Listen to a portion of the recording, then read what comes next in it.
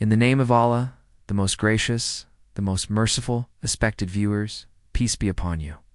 The Holy Prophet Muhammad, peace and blessings be upon him, and his progeny, was 8 years and 8 months old when his grandfather, Hazrat Abdul Muttalib, passed away.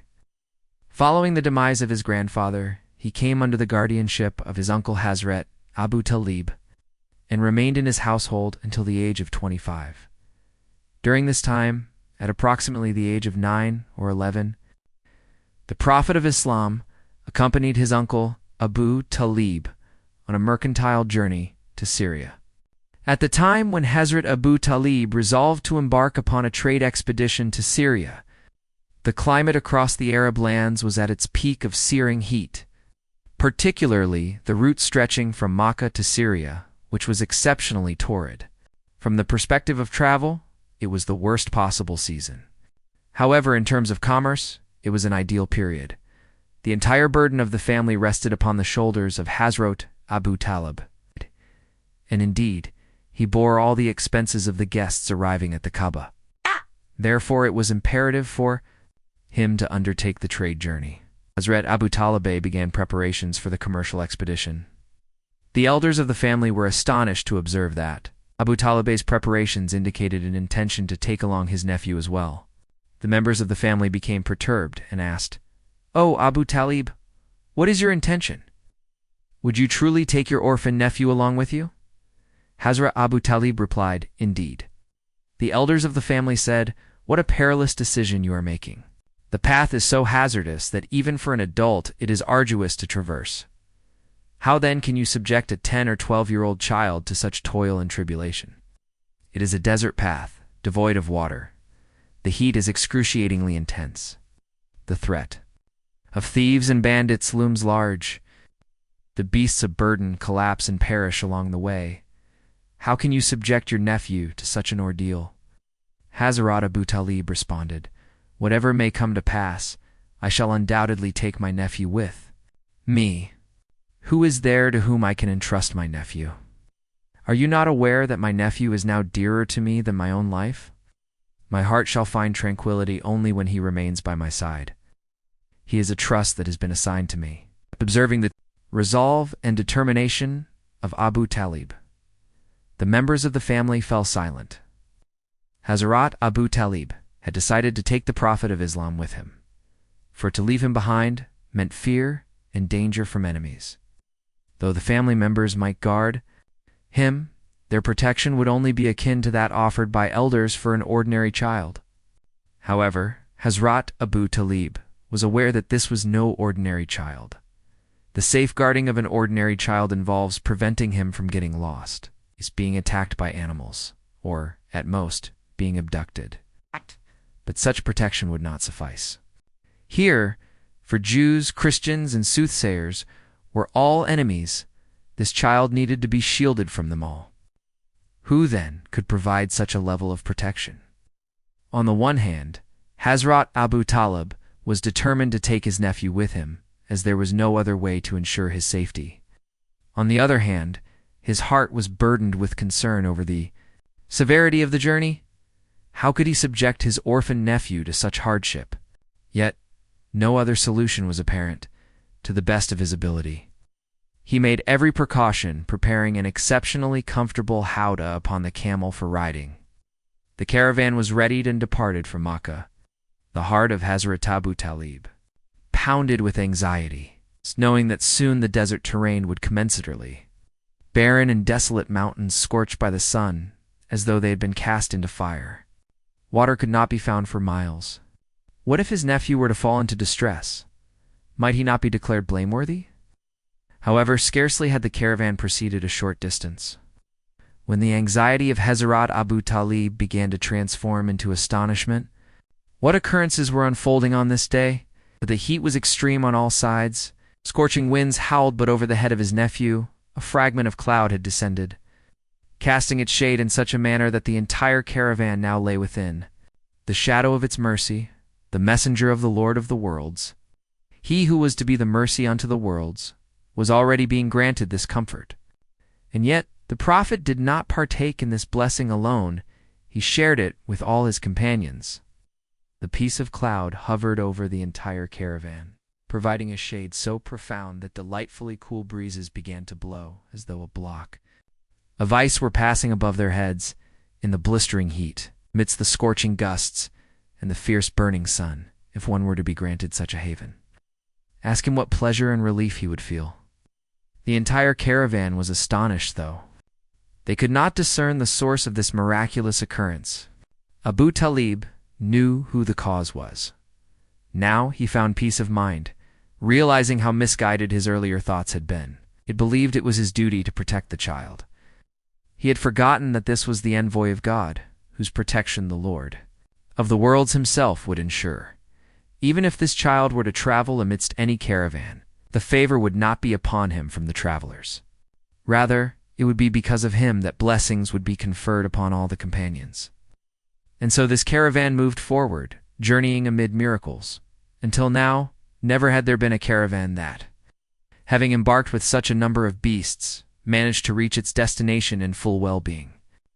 For on such desert journeys, camels, though desert-dwelling animals, often perished from thirst and the oppressive heat. Horses, too, would lose their strength. Yet this was a unique caravan. It advanced in such a manner that whenever a beast of burden grew weary, even before its fatigue could intensify, my nephew would descend from his mount, ... If you would like the continuation of the text, or need a version in modern, standard American English, as the child descends from his mount, places his hand upon the exhausted camel, lays his hand upon the horse driven by thirst, then the animal, revived and reinvigorated, rejoins the caravan as though it had just been brought out from its stable. After a prolonged rest, not only this rather along the route, ... all the caravans moving on the right and left sides are afflicted by the crisis of water, in such a dire crisis that a single small water skin is being sold for a gold coin. Yet we encounter no such issue. Wherever we halt, whether in the evening to rest or during the noon heat, for respite is the most barren ...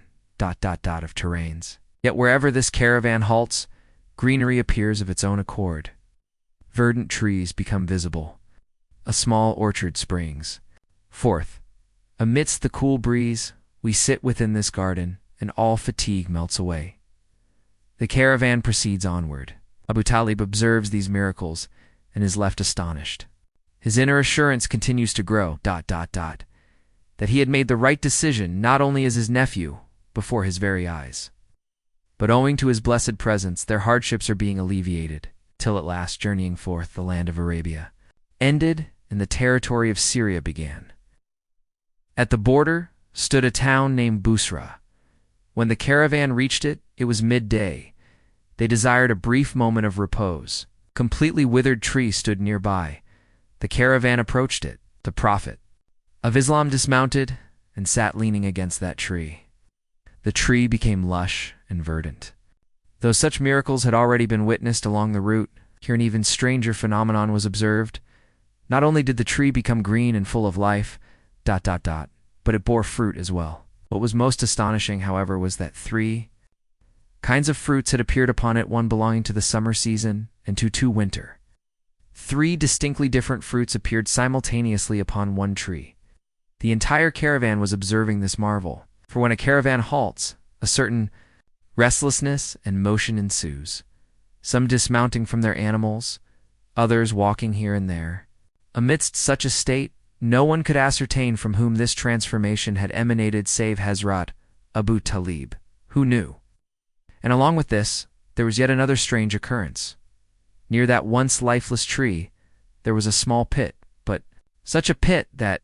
it appeared as though once long ago water may have resided in it. Yet it also seemed it had remained dry for a very long time. As the tree turned lush, water began to flow in that pit and continued to run. Nearby stood a house of worship belonging to a monk named Bahira. He was revered amongst all Christians, altogetherly, sanctified, pious, and deeply devoted to worship. For years he had not once exited his place of worship. Yet on this day, while he was engaged in his devotions, he suddenly felt as though an earthquake had struck his sanctuary. Bahira felt as though his place of worship had trembled, and not merely trembled, but he perceived it had even slightly shifted from its place. No one else was even aware of this occurrence. But Bahira, being a monk, was seated in anticipation of this very sign. Who knows how many years had passed in such expectant waiting that the day would come when his sanctuary would shake and move slightly forward. These two signs he beheld.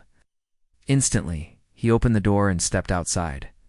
Upon exiting, his gaze immediately fell upon three things. A cluster of clouds in the sky, appearing at a time when its presence was entirely improbable. It was midday. The sun was blazing fiercely. It was the hot season, and in such heat no clouds were ever seen in this region. The withered tree, which stood before his window one, he observed daily now appeared lush, and not merely lush, but bearing 3 different kinds of fruits. Alongside it, he now also beheld a flowing stream. These 3 miracles appeared before his very eyes simultaneously, and all 3 were extraordinary. He understood at once. The long-awaited pearl had arrived, the one for whom he had been yearning with parched, desperate eyes. Now, surveying all around, he discerned who it was that had brought these miracles with him. He beheld the child, and once again he returned to his sanctuary. Prepared food with his own hands, but even less than a single person's portion. For he had already witnessed 5 signs and desired to witness the 6th. He prepared the food in meager quantity and, taking it with him, came forth from his sanctuary. Walking amongst the caravan until he approached the child. As soon as Bahira approached the child, Abu Talib rushed forward in alarm, for it had been entrusted to Hazrat Abu Talib that he must protect this child from all enemies, especially from Jewish scholars and Christian monks. Accordingly, he immediately stepped forward, lest this man might cause any harm to my nephew. Although Abu Talib had absolute certainty that the Lord of the Worlds was safeguarding him, yet due to deep heartfelt affection he came forward and stood beside his nephew. Bahira realized that this child was not alone. His guardian was with him. He also knew that the one for whom he was searching would not be alone. Hence, he thought in his heart, another sign has now been fulfilled. He asked, "Who is this child?" Srutalibe replied, "This is my son." Bahira said, "I wish to invite him to dine at this moment. May I offer this food to him?" Hazrat Abu Talib granted permission. Outwardly it seemed rather strange that although Hazrat Abu Talib was taking such precautions, yet upon the matter of food he granted permission immediately. Though in those days causing harm through food was the easiest method. Still, permission was granted because Hazrat Abu Talib had witnessed before that when the Jewish scholars invited the Prophet of Islam and attempted to offer harmful food, they tried to feed him. Yet the hand bearing the food would move left and right, but would not reach the Prophet's lips. Therefore, Abu Talib had complete certainty that if there was any corruption in the food, it would not reach my nephew. Now the food was placed before the Prophet. The Prophet of Islam looked at the food and said to Bahira, "I am not alone, my companions are with me. How could I sit alone at the table?" At this point, there are 2 narrations. One states that Bahira had deliberately prepared a small portion of food. The other suggests that he desired to host the Prophet of Islam, but preparing food for such a large caravan was beyond his capacity. Therefore, when the messenger of God said, "My companions are with me," Bahira became distressed, unsure what to do now. He said to the Prophet of Islam, "I had invited only you, and I do not possess the means to prepare food for all." Prophet replied, "Very well then, merely grant me permission to invite whomever I wish to share in this food. That is, I am not asking you to bring more food for everyone. I am willing to offer from my own portion. But first, grant me permission." Bahira said, "Yes, you have permission." The Prophet of Islam then said to the entire caravan, "Come, sit here and eat with me." Had an elder said this, the people of the caravan might have become angry, thinking, "This is food insufficient even for one man, and you are inviting us all, are you mocking us?" But as you know, people often tolerate much from children. Now, the caravanners were unaware of the full matter. So the entire caravan came forward, saying, "The child has invited us, and through him, we have already gained great benefit. Let us partake in the meal." The caravan was astonished, and Bahira was both anxious and overjoyed. When he beheld the scene, 170 men stood up saying, "Today, for the first time during our journey, we have eaten to our fill yet." The food remained just as it was, neither reduced nor altered. Upon witnessing this scene, Bahira became certain that he had arrived at the true destination. He had come forth from his sanctuary with a fan in hand, and now stood behind the Prophet of Islam, gently fanning him. For those who did not know Bahira, this may not have been a matter of great surprise. Still, even they wondered, this is but a 10-year-old child, and a 200-year-old elder is standing behind him, fanning him. But those who did know, Bahira, those who knew that from here to all of Syria, his fame for worship echoed, that the entirety of Syria revered him, and now he was serving this 10-year-old child in such a manner. In astonishment, they said, "O our master, you serving this child in this fashion? We have passed by here dozens of times before, yearning merely to behold your blessed face, and yet we were never able to lay eyes upon you. But today you have come out from your sanctuary, personally prepared food, and are rendering such service to this child. What is the reason behind this?" Bahira replied, "What do you know of the vision I have seen with my own eyes? I have witnessed within my sanctuary. I also saw movement. I saw the clouds in the sky. Alongside, I also witnessed that when this child was seated at that place, certain beings were descending from the heavens, holding fans made of rubies and emeralds, and they were fanning this child. I wished to take part in this act of worship as well." The Christians who were followers of Bahira the monk asked him, "Who is this child?" He replied, "I have been waiting for him for a long time, for it is written in the authentic scriptures of the prophets that when a child comes and sits beneath this particular tree, and the tree becomes lush and verdant, and it bears fruits of 2 different seasons at one time, ... And when this stream begins to flow again, people asked, 'Which stream is this?' He replied, 'The Lord of the worlds had caused this stream to flow in the wilderness for the children of Israel. But when the children of Israel disobeyed God, the prophet Shaman supplicated against them and said, "This blessing of water shall be taken away from you," and from that day the stream has remained dry and shall remain dry until the last prophet of Allah sits near it. When the tree becomes lush and green and the water begins to flow once again, he shall be the last prophet of Allah, the leader of all the prophets. Whoever recites his creed shall attain salvation in both this world and the hereafter." After speaking with his companions, Bahira came to Hazrat Abu Talib and said, "Now tell me, who is this child?" The reply came, "This is my son." Bahira said, "Absolutely not. This cannot be your son, for the signs I possess indicate something else entirely." Hazrat Abu Talib said, "Indeed, he is not my biological son. Rather, he is the son of my real brother, meaning he is my nephew." Bahira asked, "Where is his father?" The reply came, "He passed away 6 months before the child was born." "And his mother?" he asked. "She too passed away when the child was 6 years old." Bahira said, "O Abu Talib, by God, if you truly knew who this child is, you would never allow him to leave the house. Do you not know that this is the prophet whose prophethood will be acknowledged by more people than any other among the 124,000 prophets? Do you not know that the day of judgment will be established upon his message? You unaware that his creed will be recited throughout the entire universe?" Abu Talib said, "But what has that to do with keeping the child at home?" Bahira replied, "All the Jews and Christians of the world are searching for this child. If they were to find him, they would not let him live for even a single moment. I advise you once more, send this child back home, and beware. Do not let him be seen in public until he announces his prophethood." At this point, certain historical accounts state that Hazrat Abu Talib sent the Prophet of Islam back home, and it is also said that had he not witnessed the miracles along the journey, Abu Talib himself may have grown anxious. But having seen so many wondrous signs, his heart was content that no harm could befall this child. He thanked Bahira and departed. That was the first city on the way to Syria. They continued onward until they reached the capital of Syria. Hazrat Abu Talib says, "It was Allah's will to establish proof upon the people of Syria.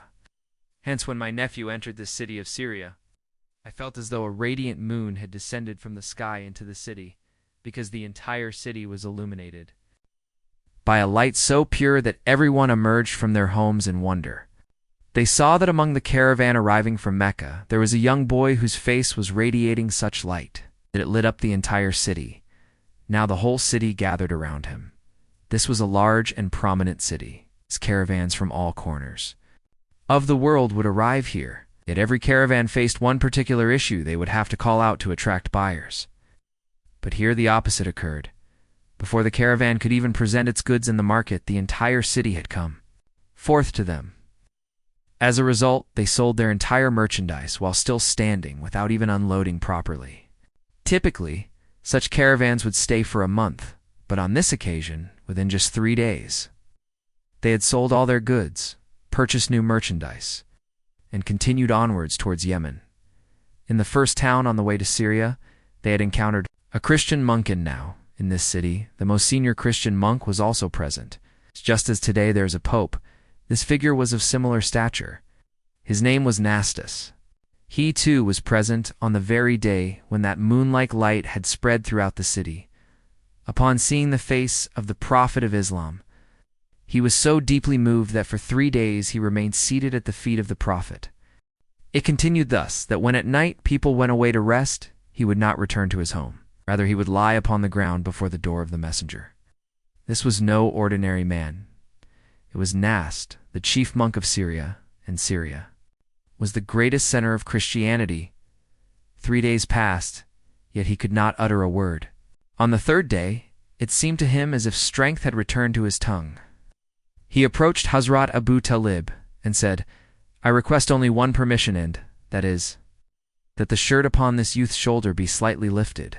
Hazrat Abu Talib had witnessed his devotion over the past 3 days, and so he lifted the shirt.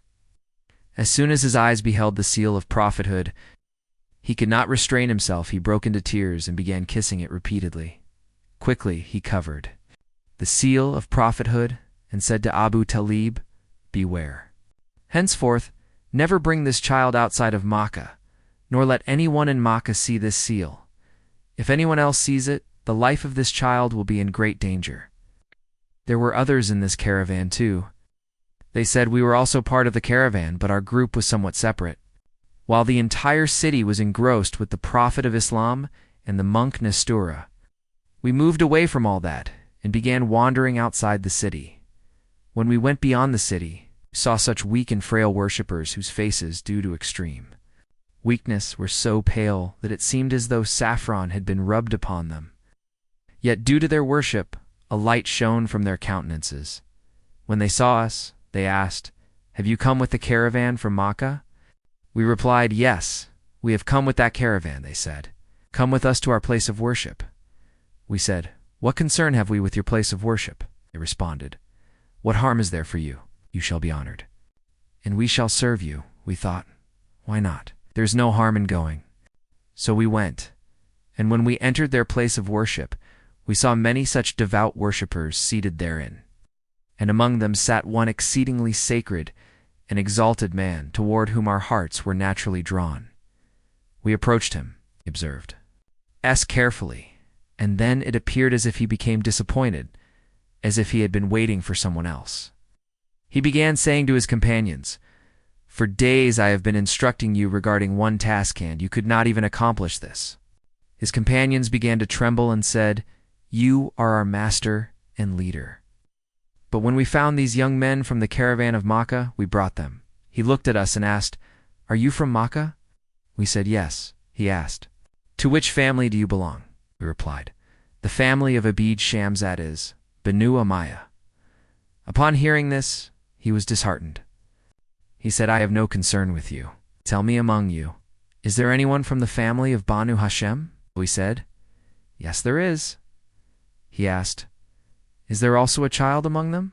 We said, "Yes, there is a child, but why mention him? We do not even know his name. We refer to him as the orphan of Abdul Muttalib." Upon hearing this alone, that venerable Christian monk struck his thighs with his hands and leaped up. He closed the book and swore, "By Jesus Christ and Mary, Christianity has come to an end. Today is the decline of the religion of Jesus. Now this religion shall perish. And in a state of deep anguish, he stood up, came near us, and said, Can you show me even a glimpse of that child? We said, He has arrived in this city. Come and see for yourself. 8. That Christian monk departed with us and entered the city. We thought to ourselves that we should test him. Why is he so desperate for this orphan? We led him near our caravan and began pointing toward another man in the caravan, saying, Look, this is the one you seek. He looked and said, No, that is not the one. Before we could say more, his gaze fell upon the face of the Prophet of Islam. He exclaimed uncontrollably, No matter how much you hide him, I have recognized who he is. He is the proof of Allah, and the master even of Jesus, peace be upon him. Saying this, he fell at the feet of the Prophet. Hazrat Abu Talib was astonished, such a noble elder, whose very appearance commanded reverence, and he was now clinging to the feet of the messenger, repeatedly declaring, If only the world would come to know who he is. If only I live until the day he proclaims his prophethood, that I may recite his creed. Then he said to Abu Talib, Protect him well. You do not know who this child is. He is the one in whose hands lies the power of life and death. Whoever joins him shall be alive in both this world and the hereafter, and whoever turns away from him shall be dead in both this world and the hereafter. Hazrat Abu Talib says such events occurred continuously. I witnessed these miracles with my own eyes, and I saw such venerable elders expressing love and devotion, that a fear began to settle within my heart. After 3 days we departed swiftly toward Makkah. As we neared the city, before we had even fully entered, our companions had run ahead and reached before us. The entire city of Makkah came out to welcome the caravan of the Prophet of Islam, and if anyone did not come, it was Abu Jahl and a few members of the family of Banu Umayyah. This journey to Syria, undertaken by the Prophet of Islam, was an exceedingly important journey. It was as though he had gone among enemies, but because of the presence of these sacred Christian monks, a few believers in the Prophet were born there. As well, however, the enemies of the Prophet also increased in number.